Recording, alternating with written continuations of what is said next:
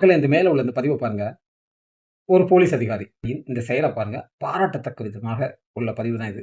இந்த அதிகாரி மட்டும் நினைச்சிருந்தாருன்னா, சைடுல தன்னுடைய டியூட்டிய மட்டும் பார்த்துட்டு அவர் பாட்டுல போயிருக்கலாம். ஆனா இந்த அதிகாரி அப்படி செய்யல.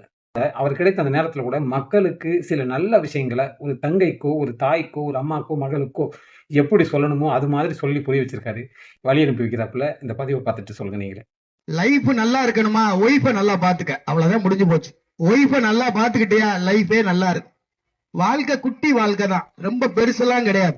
நல்லா படிங்கடா, நல்லா படிங்க. வாழ்க்கை போராட்டம் தான் சார், போராடி போராடி தான் போக முடியும். எல்லா பிள்ளையும் படிக்கும். படிச்சேன்னா வாழ்க்கை நல்லா இருக்கும், நினைச்ச வாழ்க்கை கிடைக்கும். சரியா படிக்கலையா, கிடைச்ச வாழ்க்கை தான் வாழ்வேன். படிப்பு அவ்வளவு முக்கியம். கவனமா வாங்க, பொறுமையா வாங்க, எப்பயுமே சந்தோஷமா இருங்க, ஜாலியா இருங்க. கணவன் மனைவி ஒற்றுமையா இருங்க, உண்மையா இருங்க, அன்பா இருங்க, அவ்வளவுதான். அம்மாவும் அப்பாவும் உழைக்கணும், பிள்ளைங்க படிக்கணும். படிச்சா முன்னேறலாம். நல்லா படிச்சியா ஏசியில இருப்ப, சரியா படிக்கலைன்னா தூசியில இருப்ப. ஓடி ஓடி உழைக்கிறவன் உழைப்பாளி, உட்கார்ந்த இடத்துல சம்பாதிக்கிறவன் புத்திசாலி.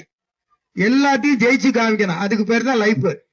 முடிஞ்சா இந்த போலீஸ் அதிகாரிக்காக ஒரு ரெட் ஹார்ட் வந்து கமெண்ட்ல கொடுங்க. நன்றி உறவுகளே.